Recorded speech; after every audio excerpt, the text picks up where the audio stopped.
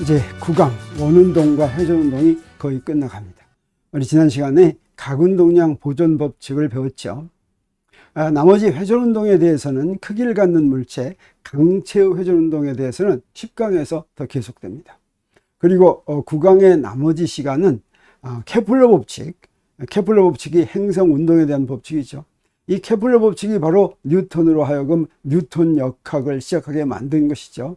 그래서 뉴턴의 운동방정식으로 케플러 법칙이 어떻게 나오는가 하는 문제를 우리 제2법칙과 제3법칙은 우리가 앞에서 힘 배울 때 잠깐 했었지만 아마 5강이었을 텐데 그 제1법칙 타원궤도 나오는 것을 풀지 못했었죠.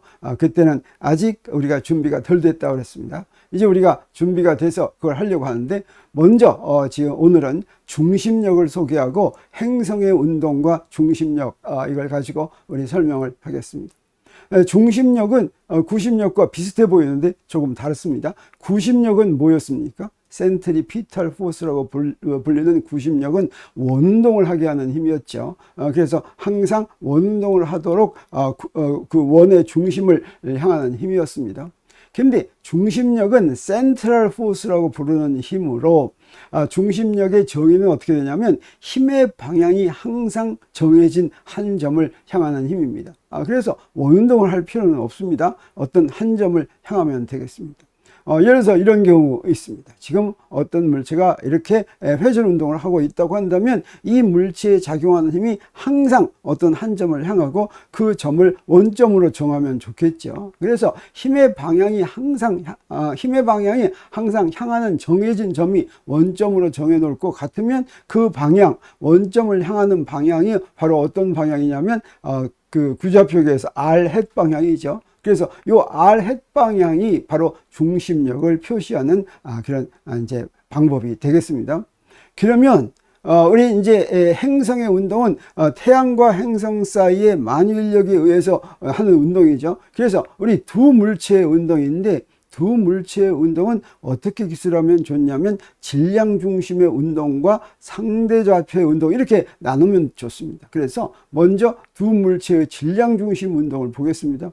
여기 두 물체가 서로를 향해서 힘을 받으면서 여기 M1과 M2가 있습니다. 그리고 정해진 기준계의 원점에서부터 위치 벡터가 R1, R2라고 하고 그때 그들 사이에 작용하는 힘이 F12, F21이라고 한다면 두 물체에 적용할 뉴턴의 운동 방정식은 어떻게 되겠습니까? 첫 번째 물체는 F12는 여기 F12가 2가 1에 작용하는 힘이죠. 그러니까 M1이 와야 되죠. 그래서 M1 dt 제곱분의 d 제곱 R1 이렇게 되고 두 번째 물체에 적용할 운동 방정식은 F21은 M2 dt 제곱분의 d 제곱 R2 이렇게 되겠습니다. 물론 이걸 풀어도 되겠지만 어떻게 하는 것이 더 좋냐면 이 두 식을 그냥 더해 봅니다. 이 두 식을 더하면 어떻게 되냐면 이렇게 되겠죠. 이렇게 더하는데 우리 이 두 힘을 더하면 이게 바로 뭐냐면 이건 어떻습니까? 내력이죠. 두 물체가 서로 간에 힘을 교환하는 것이니까 내력이니까 요건 내력의 합이어서 반드시 어떻게 해야 됩니까?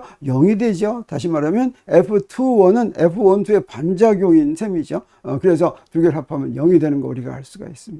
그리고 여기에는 요걸 보니까 요거 무슨 생각납니까? 바로 질량 중심 생각나죠. 질량 중심이 어떻게 정의됐습니까? 바로 이것이 무엇과 같다? 전체 질량에다가 총 질량에다가 질량 중심 좌표를 곱한 것이 바로 M1 R1 더하기 M2 R2였죠. 그래서 이렇게 쓸 것 같으면 요 식을 두 개를 합한 식을 우리가 어떻게 쓸 수가 있냐면 여기 요 M1 R1 더하기 M2 R2가 라지 M RCM이니까 이게 바로 라지 M 곱하기 DT 제곱분의 D 제곱 RCM 이렇게 됩니다. 그러니까 이건 무슨 얘기가 됩니까? 이것은 총 질량은 총 질량이고 좌표는 질량 중심 좌표인 것에 대한 운동 방정식인데 이 운동 방정식에는 힘의 합이 뭐가 됩니까? R자임이 0이죠. R자임이 0이면 어떻습니까? 그것은 등속도 운동하죠. 그래서 이렇게 두 물체가 서로 상호작용하면서 운동할 때 두 물체의 질량 중심은 항상 등속도 운동을 하는데 등속도 운동하는 질량 중심을 원점으로 정하면 어떻게 되겠습니까? 질량 중심은 원점에서 안 움직이는 것처럼 되겠죠. 그게 바로 질량 중심 좌표계겠습니다. 그리고 이렇게 두 좌표 R1과 R2를 무엇으로 나눌 수가 있냐면 질량 중심 좌표와 상대 좌표로 나눌 수가 있는데, 상대 좌표를 정의하기 위해서 이 두 식을 어떻게 하느냐면 첫 번째 물체에 적용한 뉴턴의 운동방정식과 두 번째 물체에 적용한 운동방정식을 각각 M1과 M2로 나눕니다. 그래서 M1으로 나누면 이렇게 되고 M2로 나누면 이렇게 되는데, 이번엔 두 식을 3식에서 4식을 빼보도록 하겠습니다. 빼면 이제 이런 식이 나오죠. 근데 뺐는데 왜 여기 플러스 부호가 나왔느냐? 이건 무엇을 이용했냐면 F12로 뺐는데 두 번째는 F21이죠. F21은 마이너스 F12니까 그걸 이용했습니다. 자, 그러면 요거 전체를 뭐라고 정의하냐면 뮤분의 1이다 이렇게 정의하고, 이 뮤를 환산 질량이다 라고 얘기합니다. 요 환산 질량, 그래서 뮤는 M1 더하기 M2분의 M1, M2 이렇게 되는 거나 마찬가지입니다. 그래서 M1분의 1 더하기 M2분의 1을 뮤분의 1 이렇게 놓습니다. 그리고 R1 빼기 R2를 뭐라고 정의하냐면 상대좌표 R이라고 정의합니다. 그러면 이때 두 물체 사이에 작용하는 힘은 바로 어떤 힘이 되냐면 중심력이 되는 걸 알 수가 있어요. 왜 그러냐면 요건 서로 상대방 R1 빼기 R2 방향으로 작용하죠, 이 힘이. 그래서 이 힘을 어떻게 쓸 수가 있습니까? R1 빼기 R2 나누기 R1 빼기 R2가 이게 바로 상대좌표의 단위 벡터죠. 그래서 이렇게 상대좌표의 단위 벡터로 작용하면 이게 바로 뭐라고 했어요? 이게 바로 중심력이라고 했습니다. 그래서 이 식을 뉴턴의 운동 3식에서 4식을 뺀 것을 마치 뉴턴의 운동방정식 형태로 쓸 수 있는데, 이 형태로 쓴 걸 다시 볼 것 같으면 우리 3식에서 4식을 뺀 건 이렇게 됐고, 그 다음에 환산 질량을 정의했고, 그래서 이 환산 질량은 아까 M1 더하기 M2분의 M1, M2 이렇게 된다고 그랬습니다. 그리고 상대좌표를 정의하면 F12가 바로 이제 중심력이 되고, 그러면 어떻게 됩니까? 운동방정식이 이렇게 되는데, 이렇게 되는 거는 뉴턴의 운동방정식이 질량은 뮤이고 질량은 환산 질량이고, 어떤 좌표? 상대좌표. 상대좌표의 운동이죠. 어떤 질량이? 환산 질량이. 어떤 힘을 받으면서 한 물체가 받는 힘인데, 그게 바로 상대좌표로 봐서는 중심력이죠. 그래서 상대좌표는 환산 질량이 중심력을 받고 움직이는 그런 운동을 한다. 두 물체의 운동을 이렇게 기술할 수가 있다고 하는 것입니다. 그래서 이 두 물체의 운동을 정리할 것 같으면 질량 중심 좌표의 운동과 상대좌표의 운동으로 기술할 수가 있는데, 이렇게 두 물체가 있다고 하는 것을 R1에 대한 뉴턴의 운동 방정식과 R2에 대한 뉴턴의 운동 방정식을 이렇게 바꿀 수가 있다고 하는 것입니다. 요 사이에 어디인가 질량 중심이 이렇게 있겠죠. 그래서 질량 중심 좌표를 이렇게 RCM이라고 하고, 그 다음에 또 하나는 환산 질량, 질량 중심에는 뭐가 있습니까? 총 질량이 있죠. 그리고 어디에 있습니까? 여기 한쪽에는 환산 질량이 있는데, 환산 질량은 여기서 M1에서 M2로 향하는 거, 이게 바로 상대좌표라고 했죠. 그래서 두 물체의 운동을 어떻게 기술할 수가 있냐면 질량 중심 좌표와 상대좌표로 기술하면 좋은데, 질량 중심의 운동은 어떤 운동이냐면 외력이 합이 0이면 어떻습니까? 두 물체 사이에 다른 외력이 작용하지 않으면 두 물체 사이에 내력만 받고 움직이면 항상 RG함이 0이죠. 그러면 질량 중심은 등속도 운동하니까 그건 운동 안 하는 거나 마찬가지입니다. 그 질량 중심을 좌표계 원점으로 딱 정할 것 같으면 질량 중심은 운동하지 않는 그런 기준계에서 우리가 기술할 수가 있다고 하는 것이죠. 그리고 이제 상대좌표 하나의 운동만 기술하면 되는데, 상대좌표는 환산 질량이 중심력을 받고 움직이는 운동이 된다. 그래서 두 물체의 운동이 효과적으로 어떤 운동이 됐어요? 한 물체 운동이 됐고, 그 한 물체 운동으로 기술할 때는 무엇으로 기술하는 거예요? 상대좌표로 기술하는 것이죠. 근데 이 상대좌표로 질량 중심과 상대좌표로 기술할 것 같으면, 그러면 옛날에 있는 R1과 R2는 어떻게 돌아가느냐? 항상 좌표 변환을 할 수가 있습니다. 그래서 R1과 R2를 질량 중심 좌표와 상대좌표로 바꾸려면 어떻게 했습니까? 질량 중심 좌표는 항상 이렇게 정의가 됐죠. 그리고 상대좌표는 뭐라고 그랬어요? R1 빼기 R2라고 그랬죠. 이런 두 개가 있으면 우리 질량 중심 좌표와 상대좌표를 구했으면, 근데 질량 중심 좌표는 그냥 0 이렇게 놓으면 됐죠. 그러니까 상대좌표만 구하면 됐죠. 이렇게 상대좌표를 구했으면 R1과 R2를 바로 구할 수가 있었습니다. 어떻게 구하면 되냐면 요거 두 개를 역으로 풀면 어떻게 되면 이렇게 됩니다. 그래서 상대좌표 R1은 이렇게 되고 R2는 이렇게 되는데, 여기 질량 중심 좌표는 0으로 놓은 거니까 자, 이렇게 된다라고 하는 걸 우리가 알 수가 있습니다. 그런데 우리가 행성의 운동할 때는 어떻게 되냐면 태양의 질량이 행성의 질량보다 굉장히 크죠. 그래서 이게 좀 간단해지는데, 그거 하기 전에 먼저 우리가 각운동량 보존 법칙을 배웠으니까 중심력을 받는 경우에 각운동량이 어떻게 되는지 한번 보겠습니다. 우리 병진운동에서는 병진운동의 운동방정식이 F는 dt분의 dp였고, 회전운동에서는 회전운동의 뉴턴의 운동방정식이 토크는 dt분의 dl이었죠. 그래서 여기서 외력이 0이면 선운동량이 보존되고, 그 다음에 외력에 의한 토크가 0이면 각운동량이 보존된다고 했는데, 우리 중심력은 어떤 힘입니까? 중심력은 Fr head 이렇게 표시되는 거라고 그랬죠. 근데 토크는 어떻게 구하는 거라고 그랬어요? R 크로스 F였죠. 근데 R은 R 햇이고, 그 다음에 요 F 중심력은 FR 햇이니까 요거 크기를 뺄 것 같으면 R햇 크로스 R햇이죠. 이건 바로 뭡니까? 0이죠. 다시 말하면 중심력을 받으면 중심력에 의한 토크는 항상 0이다. 그래서 중심력을 받고 움직이는 물체의 각운동량은 항상 보존된다라고 하는 걸 우리가 알 수가 있는데, 그러면 중심력을 받고 움직이는 물체의 각운동량이 보존되면 무슨 일이 일어나느냐? 그러면 반드시 그 물체는 평면 위에서만 운동한다라고 하는 것을 우리 알 수 있습니다. 그래서 중심력을 받고 움직이는 물체의 각운동량 우리 쓸 것 같으면 각운동량은 바로 뭐였어요? R 크로스 P였죠. 근데 P라고 하는 것은 MV이고, V는 델타 T분의 델타 R 이렇게 쓸 수가 있습니다. 그래서 M을 바깥으로 빼내면 각운동량은 R 크로스 델타 T분의 델타 R 이렇게 쓸 수가 있는데, 요 방향만 볼 것 같으면 델타 T는 요 스칼라니까 R 크로스 델타 R의 방향이다 이렇게 얘기할 수가 있겠어요. 그래서 어떤 물체가 이렇게 있는데, 처음에 원점이 있다고 하겠습니다. 그리고 처음에 움직일 때 XY 평면에서 이렇게 움직였다고 하겠어요. 그리고 이제 위치 벡터가 지금 저기에 있는데 XY 평면에서 델타 R만큼 이렇게 움직였다고 하겠어요. 그러면 어떻습니까? 각운동량 계산할 수가 있겠죠. 자, 여기에서 각운동량 계산하면 이렇게 되면 어떻게 됩니까? R 크로스 델타 R이 각운동량 방향인데, 보니까 어떻게 돼요? R 크로스 델타 R에서 이렇게 돌리니까 어떻게 됩니까? 어떤 방향으로 갑니까? XY 평면은 수직이고 여기서 위로 올라가니까 어떤 방향이 되겠어요? 요거 플러스 Z 방향이 되겠죠. 각운동량 이런 방향입니다. 그런데 중심력을 받으면 이 각운동량이 어떻게 된다고 그랬습니까? 보존된다고 했죠. 각운동량이 보존된다고 하는 뜻은 크기만 같은 게 아니라 방향도 같아야 된다는 뜻이 되겠어요. 그래서 여기서 또 움직이려면, 여기서 또 움직일 때 요만큼 움직였으면 그 다음엔 R'이 이렇게 되죠. 그리고 또 움직이면 이렇게 되는데, 요 놈은 어떻게 되느냐? 이렇게 또 움직였을 때 요것에 의한 R' 크로스 델타 R 프라임 한 것이 바로 또 무엇이 돼야 되겠어요? 각운동량이 돼야 되겠죠. 그 각운동량의 방향이 또 어떤 방향이 돼야 되겠어요? Z축 방향이 돼야 되겠죠. 그러면 델타 R의 방향은 어떤 방향, 델타 R 프라임의 방향은 어디에 놓여 있어야만 되겠습니까? 반드시 XY 평면에 놓여 있어야지만 그것의 각운동량이 각운동량이 Z 플러스 Z 방향을 향합니다.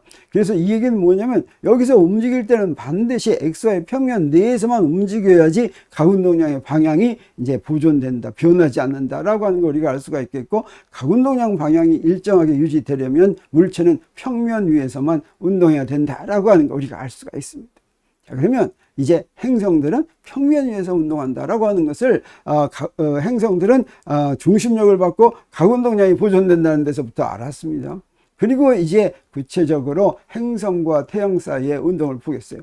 그래서 행성은 스몰 m이라고 하고, 행성의 질량을 스몰 m이라고 하고, 태양의 질량을 라지 m이라고 하고, 그러면 라지 m이 이 스몰 m보다 엄청 크죠. 그래서 이렇게 엄청 큰 태양의 질량하고 저기 조그만 행성의 질량이 있다면, 우리 질량 중심 좌표를 이렇게 만들었을 때 어떻게 됩니까? 질량 중심 좌표를 이렇게 만들 것 같으면 라지 m이 굉장히 크니까 분자 분모를 라지 m으로 나누면 이거 뭐가 되냐면 그냥 R2가 됩니다. 그래서 질량 중심 좌표는 R2가 되는데, R2가 이게 바로 뭡니까? 태양이 있는 데죠. 태양이 있는 곳이 바로 질량 중심 좌표고, 그것을 원점으로 만들 것 같으면 태양이 그냥 원점에 있다 이렇게 생각하면 되겠습니다. 그리고 상대 좌표는 어떻게 되느냐? 상대 좌표는 지금 질량 중심 좌표를 원점으로 만들 것 같으면 질량 중심 좌표가 0이니까 여기 상대 좌표 이렇게 되는데, R2가 바로 질량 중심 좌표나 마찬가지니까 이걸 0으로 나누니까 뭐가 됩니까? 상대 좌표는 그냥 R1과 같은 거죠. 그래서 우리가 R1과 R2에 있는 두 물체의 운동을 질량 중심 좌표와 상대 좌표로 한다고 했을 때, 그럴 때 태양과 행성의 경우에는 효과적으로 어떻게 된다고 하는 것입니까? 태양의 위치는 기준계 원점이고 그 다음에 그냥 행성의 위치는 상대좌표가 된다 이렇게 얘기하면 되겠어요. 그리고 또 환산질량은 어떻게 되는지 보겠어요. 환산질량은 이렇게 정의가 됐는데 m이 굉장히 크니까 우리 뭔가 근사값을 구할 때는 큰 걸로 갈 때 근사값을 구할 때는 그 큰 놈으로 이제 분자와 분모를 나눕니다. 그래서 분자와 분모를 나누더니 이렇게 되죠. 그러면 어떻게 됩니까? 요 큰 놈으로 나눈 거 요건 0이 되니까 요거 바로 뭐가 되겠어요? 0이 되죠. 그래서 환산질량이 그냥 행성의 질량과 같다라고 하는 걸 우리가 알 수가 있겠어요. 그래서 중심력을 받는 행선은 평면 위에서만 움직이고 그때 상대좌표가 행성의 좌표가 되고 그 다음에 환산질량이 행성의 질량이 되는 걸 우리가 알 수가 있고 평면 위에서만 움직이니까 이 행성의 운동을 어디서 기술하면 좋다고 했습니까? 극좌표를 이용해서 기술하면 좋다. 그래서 문제 풀 때 뉴턴의 운동방정식을 풀 때 극좌표를 이용해서 풀면 되겠습니다. 그래서 극좌표계에서 행성의 운동을 설명하기로 하겠습니다. 그러면 극좌표계는 어떻게 되는 것입니까? 극좌표계는 x축, y축에 지금 행성이 태양은 원점에 있고 행성이 xy 평면에서 이렇게 움직이고 그때 원점에서부터 행성까지의 그 거리 r, 그 다음에 x축에서부터 세타, 이 r과 세타로 기술되고 되는 것이 극좌표계죠. 그러면 그 운동방정식은 어떻게 되냐면 운동방정식은 fr 햇은 mu dt 제곱분의 d 제곱 r 이렇게 됩니다. 그 다음에 만유인력은 뭐였습니까? 이 fr이 마이너스 g, 요거 중심을 향하니까 마이너스 g r 제곱분의 라지 m 스몰 m 이렇게 됐죠.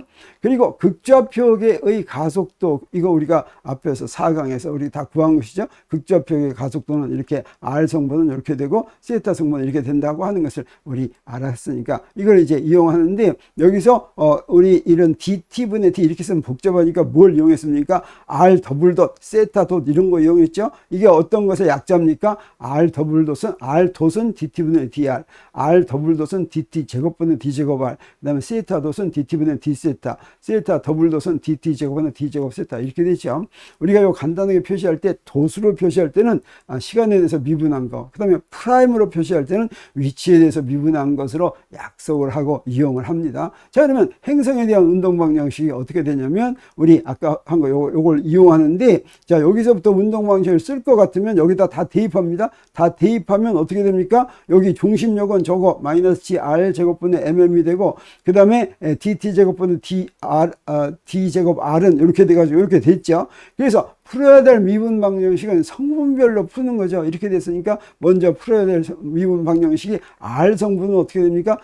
저 양변에 R 성분을 볼 것 같으면 이렇게 두 개가 있으니까 그거 두 개가 같다라고 하는 거 일식이 되겠습니다. 그리고 세타 성분은 어떻게 되겠어요? 세타 성분은 좌변은 없죠. 그래서 우변 이게 0과 같다라고 놓는 거, 이게 바로 세타 성분의 방정식이고 요거 두 개를 풀고 구할 때는 어떻게 됩니까? 여기서 종속비 함수는 R하고 세타죠. 그래서 R과 세타를 T 함수로 구하는 거. 이게 바로 연립 방정식. 그 두 개를 한꺼번에 구해야 되니까 이걸 연립 미분 방정식이다. 이렇게 부르는 것입니다. 그래서 이렇게 일식 R 성분과 세타 성분이 있고 이 연립 미분 방정식을 푸는 것이 우리가 목표인데 이거 할 때 연립 미분 방정식 풀기가 어려우니까 전략을 좀 세워야 되겠습니다. 어떻게 세우느냐? 첫 번째, 이 식에서 세타 성분에서부터 뭘 유도할 수가 있냐면 바로 이게 각운동량 보존에 해당하는 식이라는 걸 우리가 알 수가 있습니다.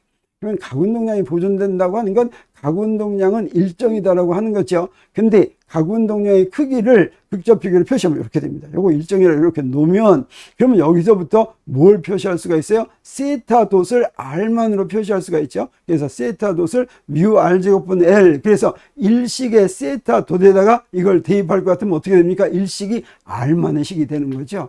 그러면 종속 변수가 R인 그런 식이 되면 우리 이것을 이제 미분 방식을 풀 수가 있는 게 됩니다. 그래서 오늘 이 시간에는 먼저 세타 성분의 방정식만 먼저 풀어 보겠습니다. 그러면 세타 성분의 방정식이 이렇게 되는데 극좌표계에서 표시할 때 우리 극좌표계에서 위치 벡터는 R 햇 이랬죠. 그리고 속도 벡터는 어땠습니까? 요 미분에서 속도 벡터는 R 돛 R 햇 더하기 R 세타 또 세타 이랬습니다.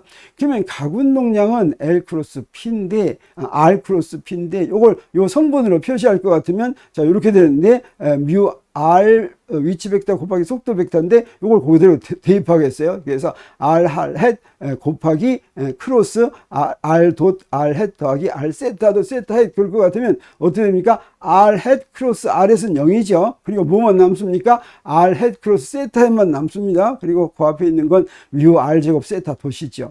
근데 우리 이 순환 규칙에 의해서 r 세타 그다음에 뭐가 돼요? z hat이 되죠. 그래서 요거는 뮤 r 제곱 세타도 z hat. 그래서 가운동량의 방향은 항상 플러스 z 방향이다라고 하는 거 우리가 아까 한 거 본 거랑 똑같죠. 이제 그게 여기서 나왔습니다. 그리고 가운동량의 크기는 뭐가 됩니까? 요게 되죠. 뮤 r 제곱 세타 돛이 이렇게 되고 이걸 세타 돛을 다시 쓰면 dt분의 d 세타인데 이 가운동량을 시간으로 미분해 보겠습니다. 이 가운동량이 보존되는지 안 되는지 보기 위해서 시간으로 미분하고 그 시간으로 미분한 게 0이면 보존되는 거죠. 그래서 시간으로 미분하면 어떻게 됩니까? 요거 두 항이 나죠. 이 R에 대한 거 미분하고 그 세타에 대한 거 미분하면 이렇게 되는데 가만 봤더니 이 두 항에 R이 있으니까 R을 앞으로 잡아 빼겠습니다. 그리고 가만히 보니까 여기 있는 요 항이 바로 뭐가 됩니까? 요 항이 여기 있는 거하고 똑같죠. 이게 바로 이거 어디서 나왔습니까?